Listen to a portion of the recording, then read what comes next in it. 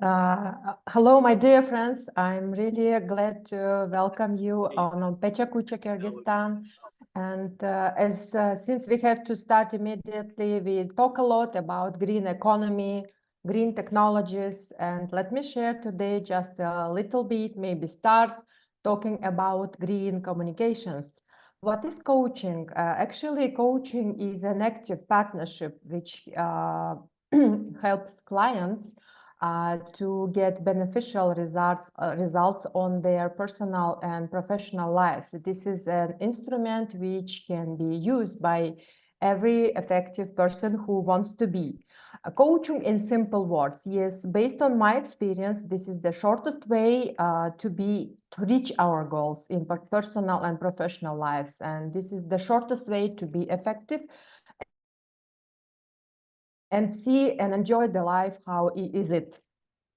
And the main difference between coaching and other related professions is active partnership. This is all about to be in line with our partner. It is all about to go deep and to understand what is the main meaning of what is doing and what is saying is each person. There is also a question, some professions or coaching, vice versa, no way.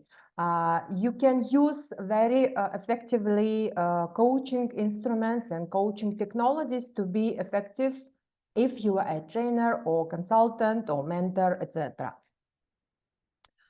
If we speak about what is the help, the main help is just to get this partnership technique.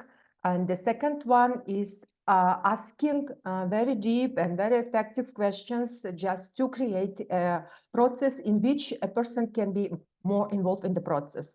And there are 8 tips. The first tip is you have joined. The second is get more involved in subject, ask questions, get shared with links, start studying, practice, implement, and share your experience, because this is the best way.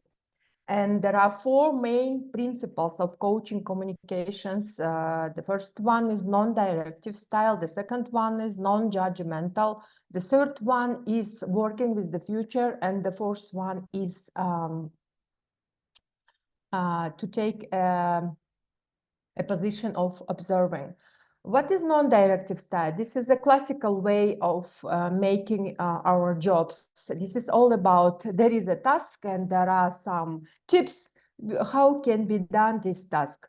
Instead of using this classical style, there is an alternative, which is non-directive style. It is all about creating a process. Non-judgmental, working only with facts.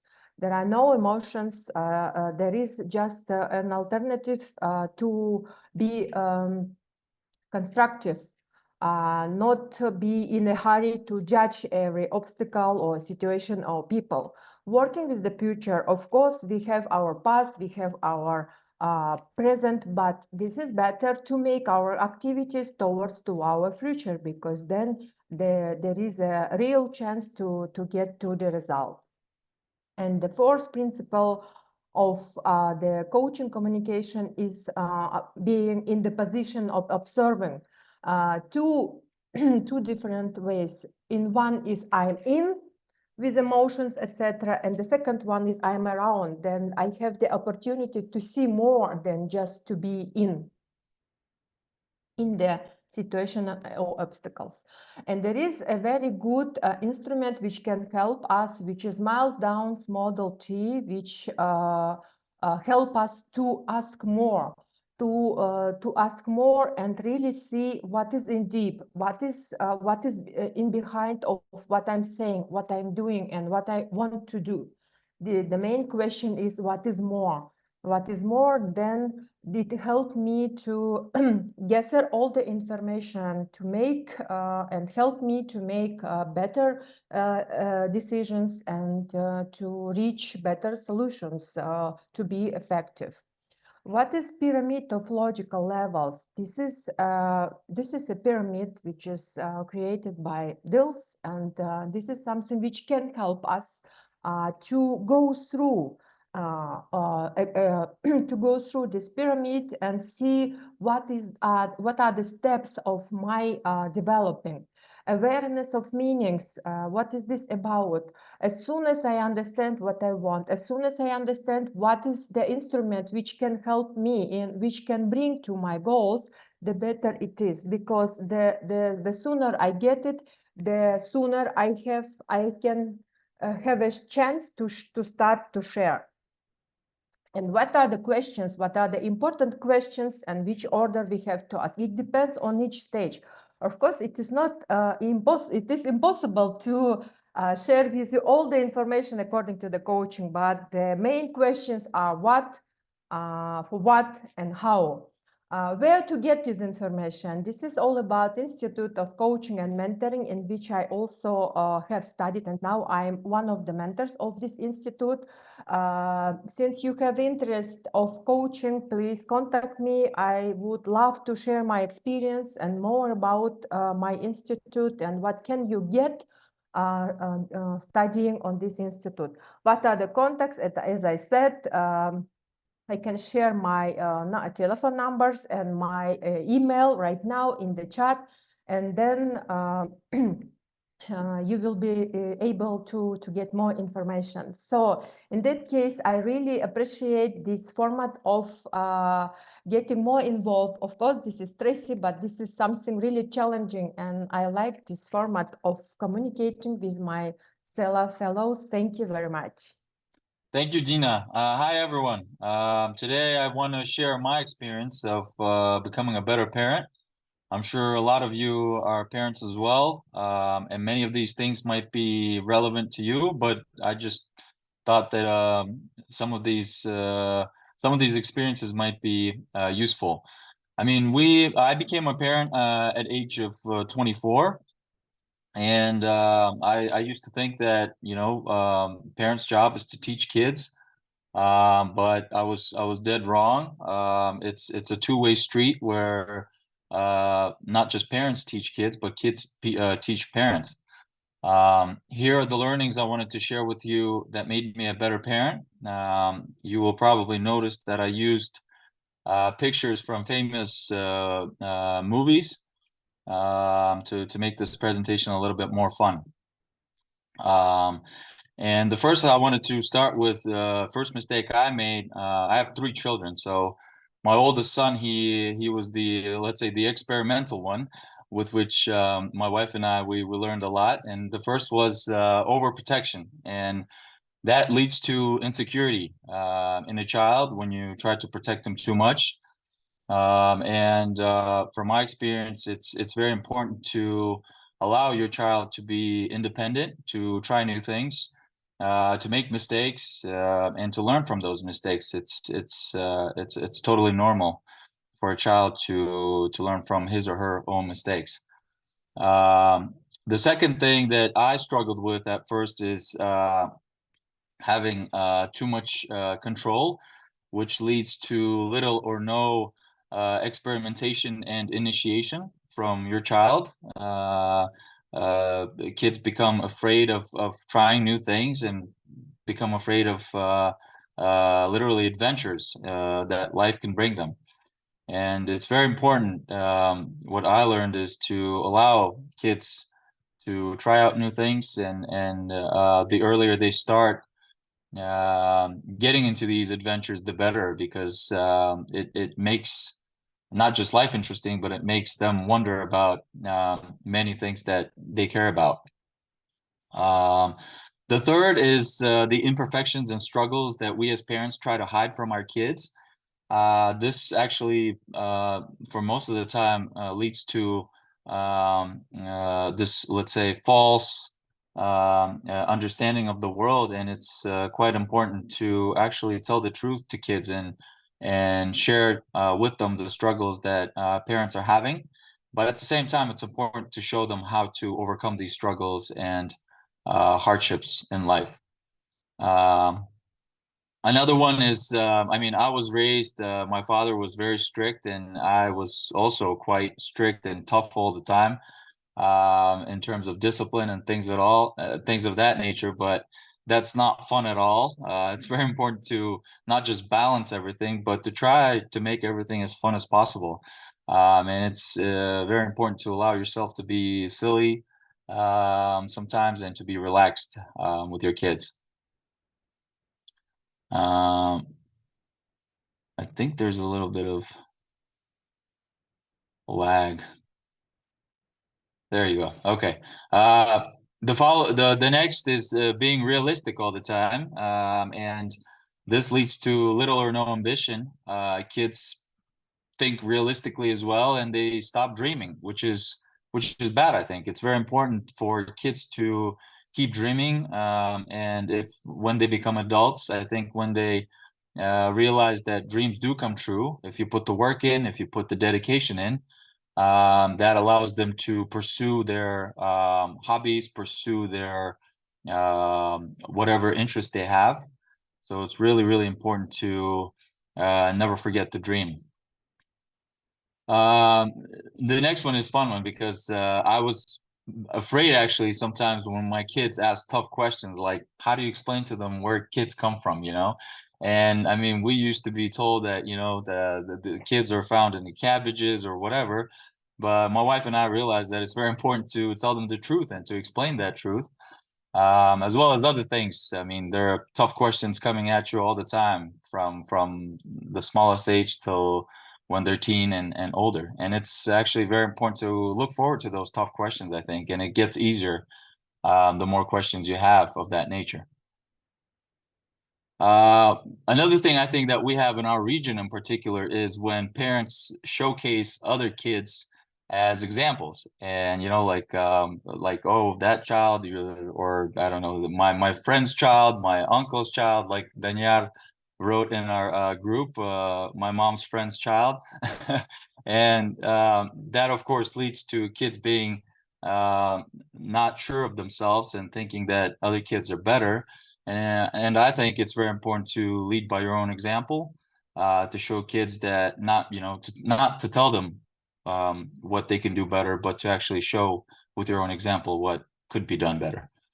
And last but not least, one thing I was afraid of is of my kids' choices.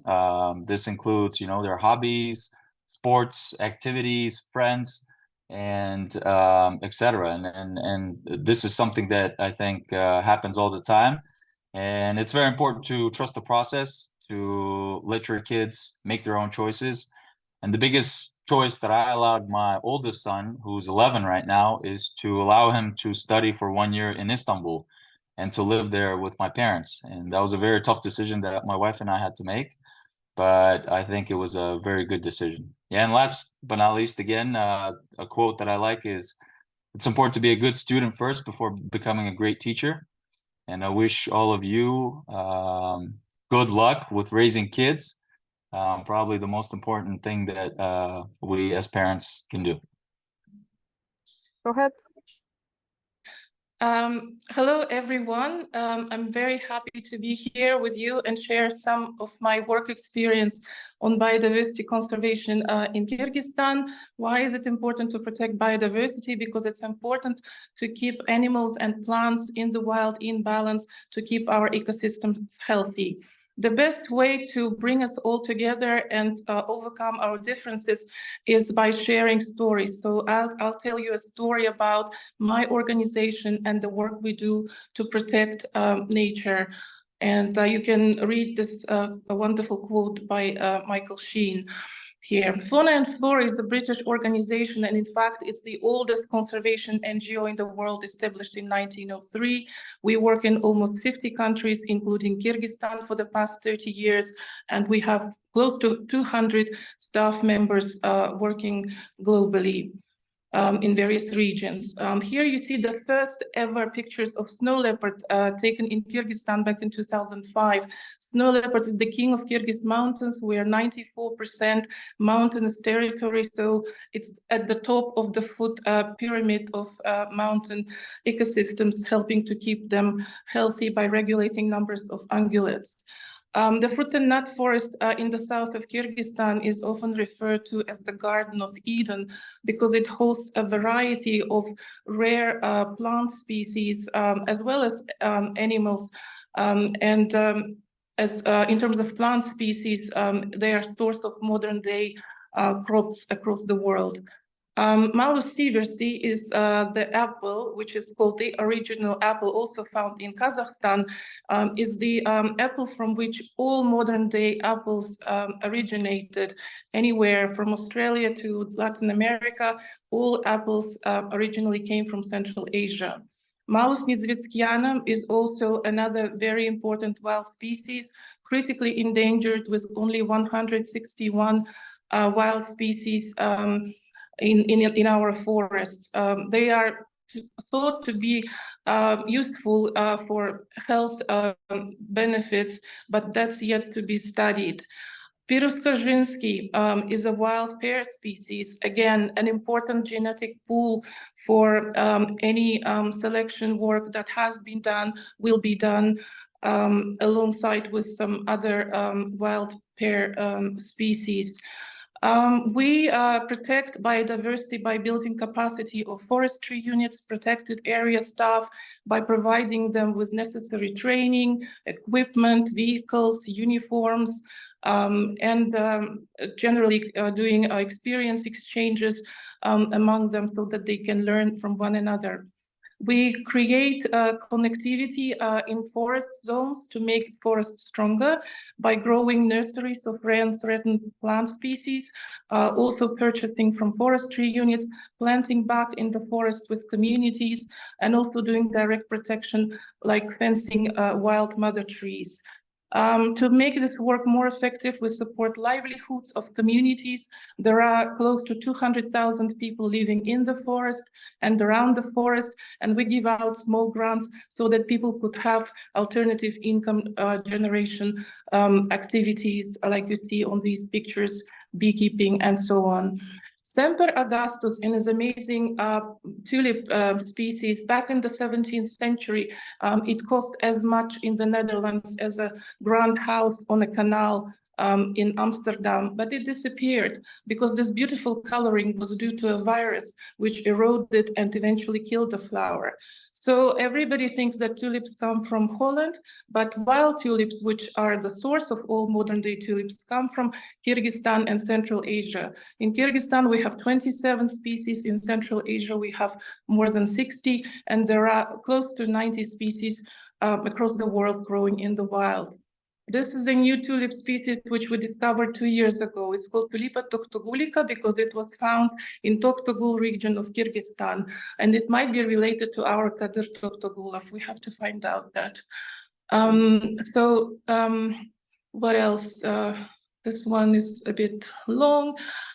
So we also do pasture management. Pastures are important. We are a nomadic culture, so we have a lot of livestock, which is eroding pastures. And pastures are crucial for healthy ecosystems, for water filtering, for maintaining all of the processes happening in ecosystems. So we work with pasture management as well, because pastures sustain such species as marmots. Here you see pictures of the Mensbeer's marmot. It's one of the subspecies of marmots found in Kyrgyzstan and Uzbekistan, and they are too important for pasture health. We protect megafauna. This is an amazing picture of a brown bear from one of our trap cameras. Megafauna is animals weighing more than 44 kilos, so that would include also wolves and ibex and argali and snow leopard. And so these are all important elements of our mountain ecosystems.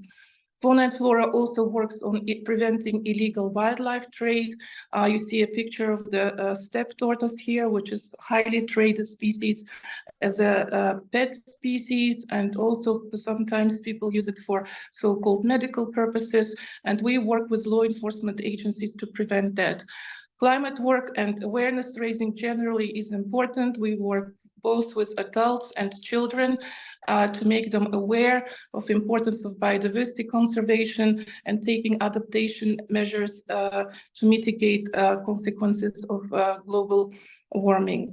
Thank you for your attention. This is my amazing team at Fauna and Flora in Bishkek, and I'm calling you all to pay more attention and to protect nature together. And I'll be happy to answer any questions later. Thank you so much. Okay, hello guys. I have been working for the economy and tax transformation in Kyrgyzstan for the past 4 years. And finally, we doubled the tax collection 3 times in Kyrgyzstan. So that's a good point for us. And but we haven't fixed the opportunities and problems in the tax. That's why I joined the PhD. And one thing related with the identification problem and how the Kyrgyzstan can translate the global markets on that. So that identification is very old.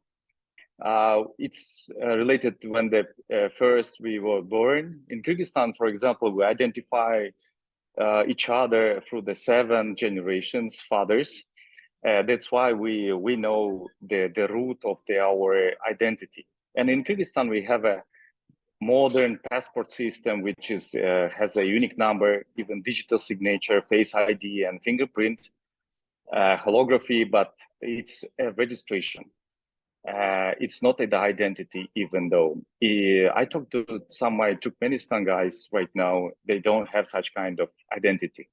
So the first identity happened in the very ancient time when the Mediterranean, it's related with the economy, logistic, and social hierarchy, I think. So the people can identify each other and how they can build the relationship. But currently, the trade shifting from Europe to United States, from the America, but we have an opportunity that is going to Asia, I think. It's related to the energy, technology, of course, is a trade. For example, identifications, we can call it like a fake as a manipulation. For example, we have Alaska, for example, which is sold for $7 million. And identification in terms of fake, it doesn't mean that we do sell the fake goods. Also, it's like a manipulation. For example, one of the manipulation happened in the Europe is a tulip fever, yes, happening in 17th century when they sold castles for the couple of the tulip, so on. So in the ancient times, when we do the evaluation, it's related with how they produce the fake goods related most to the food of quality. Yes, and for example, the people, they would like to identify the money through the golds and so on. But now in the modern world, we see a lot of technology can protect their identity. And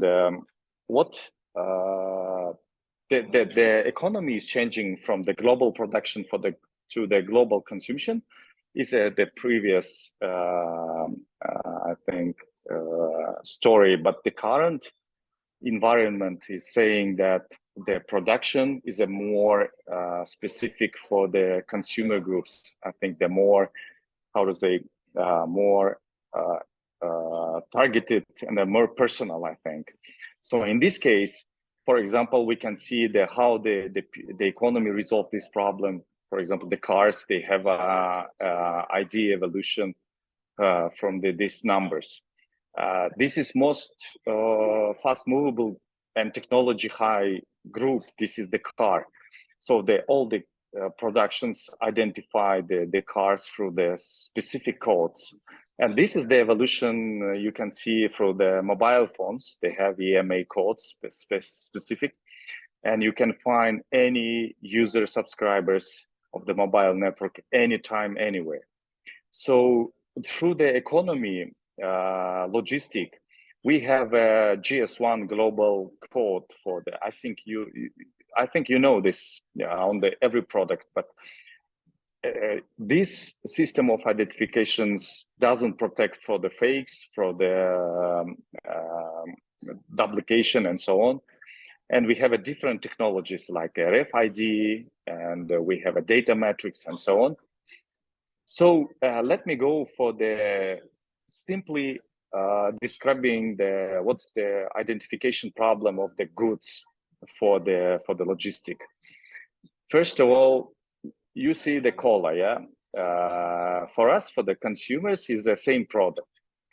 But for the logistic, for the consumer markets, and for the governance is a different products because it costs different taxation. It's using a different, how to say, approach. For example, one bottle of cola, in Amazon, they have one type of codification. In eBay, it's different. And for example, the taxation office, they have a different identification. What does it mean? We see one product, we have a different identification, and we have a big mess on the economy. So in the identification history, we have a stage one is a social status, and the stage two, the identification resolve problem of fake products. And the third stage, identification linked with the price manipulation. And now we have a problem with the budgeting collection and so on. So we have a different stakeholders, the business, which is interested in the simplification, rule of law. Consumers, they would like to have a good quality and a good price. And for the government, they would like to collect the budget and so on. So now in my PhD, I'm trying to resolve this. This is global problem of identification of the consumer groups. It's related with, I call it as a national trade identification number, NTIN. And I would like to make this product effective, automatic through the leveraging the technologies like artificial intelligence. And I hope within 2 years, I will be able to present the ready solutions for you. Thank you. Hi, everyone. Nice to see you. Football in its present form originated in Great Britain as a result of a rivalry between two boys' schools, colleges, and around 1846. The basic rules of football, for example, the length and the width of the football field, were determined based on the distance between those two schools. Buildings. The football goals size determined on the size of the football gates and doors. If you're someone interested of why of this side. The football game was played by 10 pupils from one school, again 10 pupils from other school, and one teacher each who stood on the goal, hence the mysterious number 11. It was in Great Britain when the rules of the game was first time recorded, and the first football league was established. It was 1888. You can see the one of the team, I guess, Scottish. Football in Brazil has become the best known and most accessible social league for hundreds and thousands of citizens, especially kids and boys. And I won't say that football has had the biggest impact in the Brazil. There, the game has become the brand for whole country. And from most of the players in Brazil, I know only one player. It's Kaká from the well-to-do family. His father is a doctor, dentist, I guess. So starting with the Pelé, almost all Brazilian players have come from very, very poor families, from favels. But Brazil, it's not about the men's football. We know Marta, she's the most famous and titled football player in the world. She's the role model for the last 25 years for thousands of girls all over the world.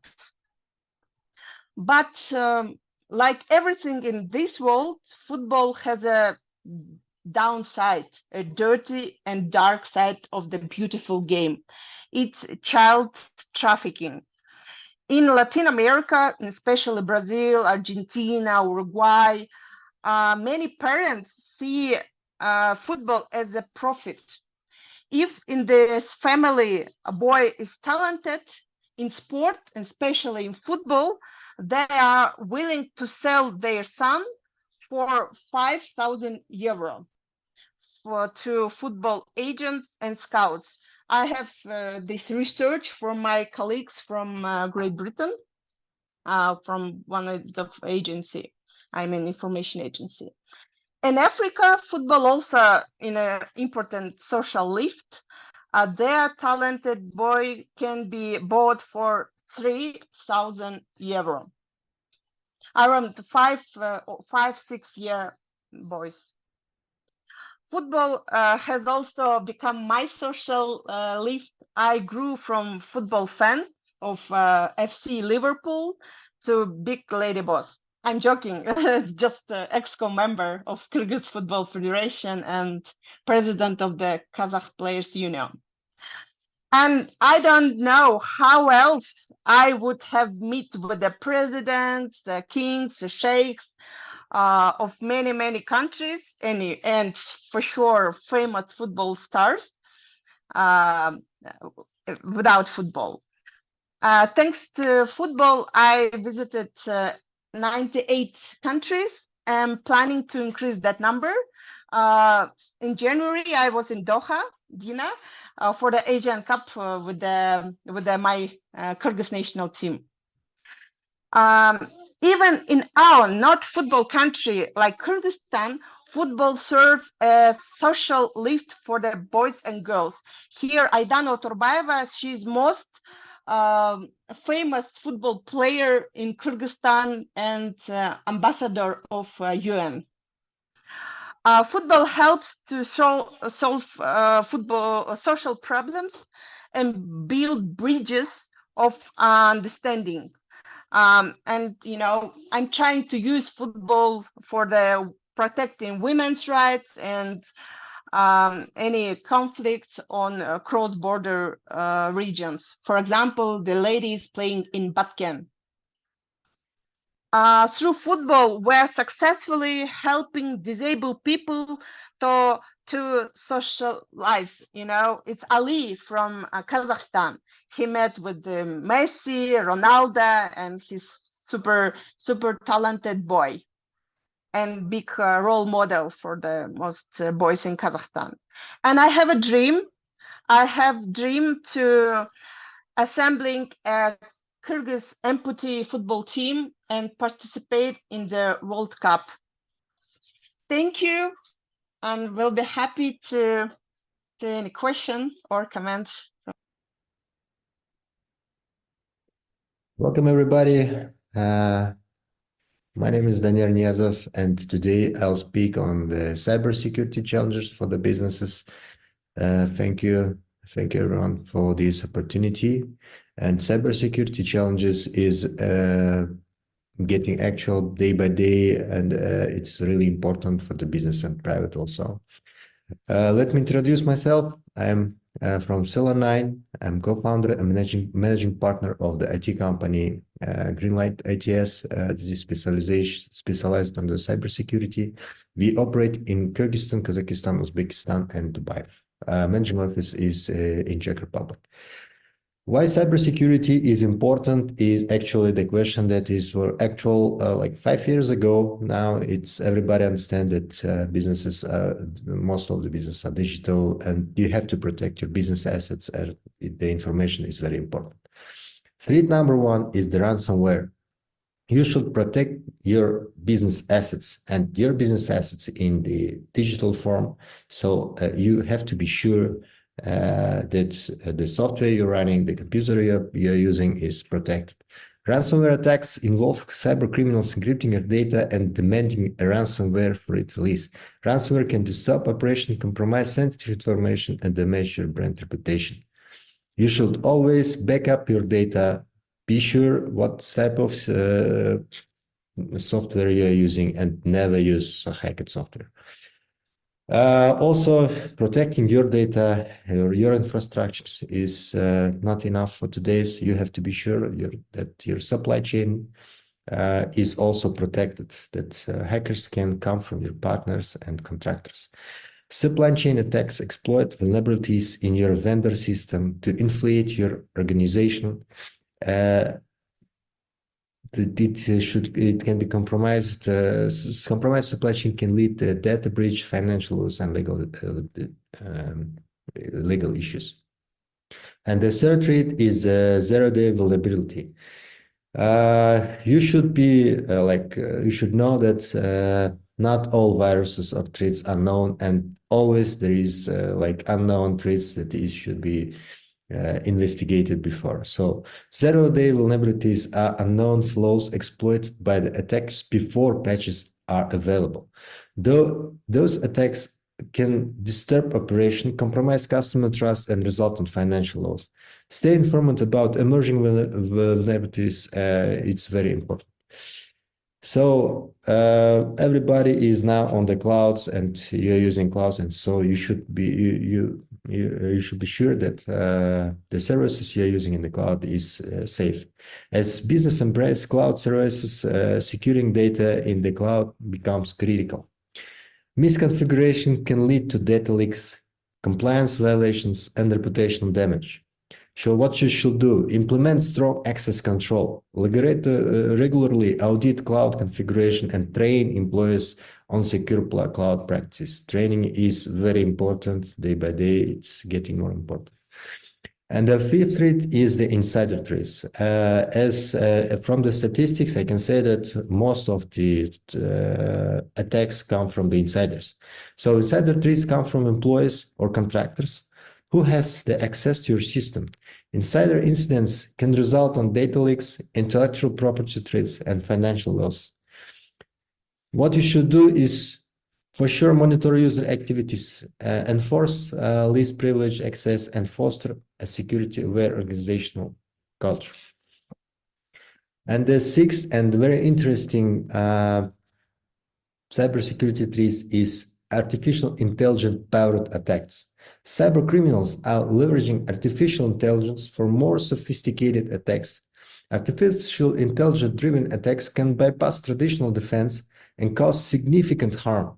So what you should do, you also need to use artificial intelligence for threats detection, but also be aware of adversarial artificial intelligence techniques.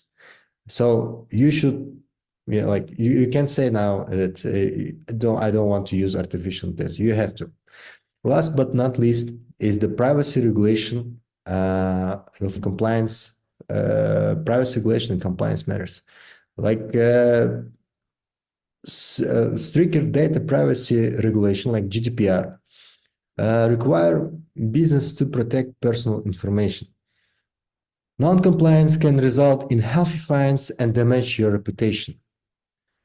So ensure that compliance and handle data responsibility and prioritize user privacy. From all of this, you should remember that cybersecurity is not just IT concern. It's a strategic business imperative. By proactively addressing those trends and threats, your organization can safeguard its assets, reputation, and long-term success. So here's my contacts. Don't hesitate to contact me for any kind of questions. I'll be happy to help you. Sorry for my English. I tried to use to make my presentation so you can read it, all these short topics. So you can just rewatch it and the presentation can be sent to you. Thank you very much for your attention and have a good day. Good luck for the next speaker. Today I am, as you said, a pediatric oncologist, and I was one of the first doctors in CELA Kyrgyzstan. And somebody may think that medicine doesn't need any leadership because in East countries doctors are already leaders, but in our countries doctors are have very small salaries so that they cannot change anything. But why did I decided to learn about leadership? Population dissatisfaction with the volume of quality of medical care is associated with only two reasons. First one is insufficient funding for healthcare system. Second is insufficient technical equipment of treatment. But in conducted sociological surveys, another reason for dissatisfaction is revealed. It's that citizens doubt about the professional knowledge of doctors and nurses. But financial investments in healthcare can be increased indefinitely, but it will have no any change. So the matter is not only money. You cannot put millions of dollars, but you will have only small changes. Now we have a new problem for the further progress, for adequate response to new historical challenges and problems. Leaders are needed in every area, including healthcare, medical sciences, medical educations. A deficiency was discovered in our country also. So I want to start about COVID-19.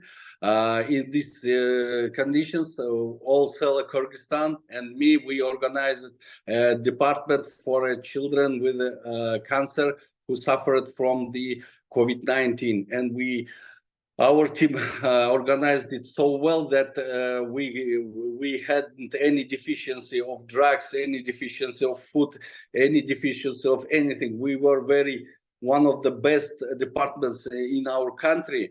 You can remember that in Kyrgyzstan, in the days of COVID-19, there weren't any our government. There weren't any governmental structure. Everything were collapsed. But in our department, with help of CELA Kyrgyzstan, we organized it so well that we made even operation in our department, and we didn't lose any patients. So also CELA Kyrgyzstan conducted us with other people so that we could organize our health very, very well. Next thing I wanted to talk is about the situation in pediatric oncology. The burden of childhood cancer is so that we have more than 400,000 children diagnosed each year, and more than 80% of them are living in low middle income countries. Every 1 in 150 families are affected, and more than 70% experience financial distress or hardship. More than 40% parents of children diagnosed with cancer experience or underemployment after the diagnosis. More than 80% of children with cancer can survive in high-income countries, and less than 30% children with cancer will survive in low and middle-income countries.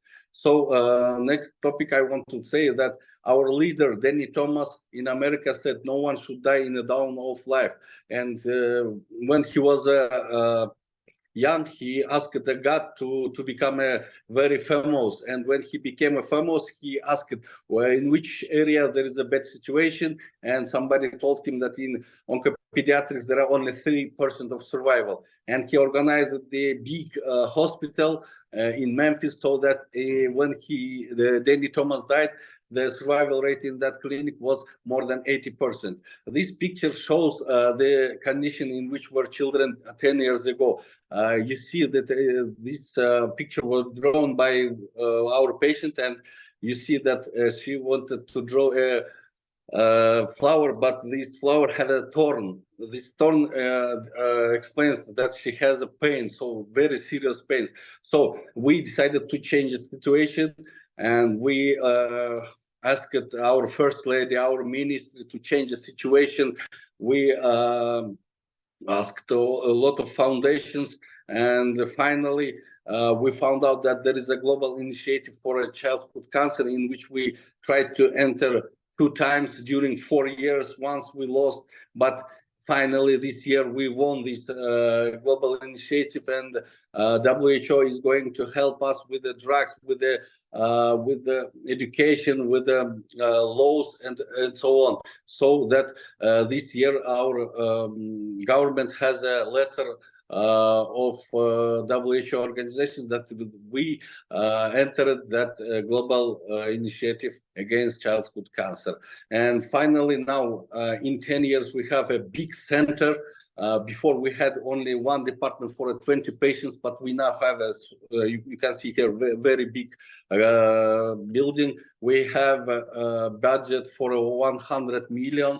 Before we had only one for a 1 million budget. So we have now a lot of patients which are survived here. I'm showing you one of my little patients which were treated by me when she was a small child, small girl, and now she is a medical student, and next year she will finish her education and become a doctor. So this is one of my favorite students, and this is the picture of her when she was a small child. So the main thing which I wanted to say that I'm still not a professor, I'm still not an academic, but I became a leader in a pediatric oncology, so that me and my team could change all the situation in our country. Thank you very much.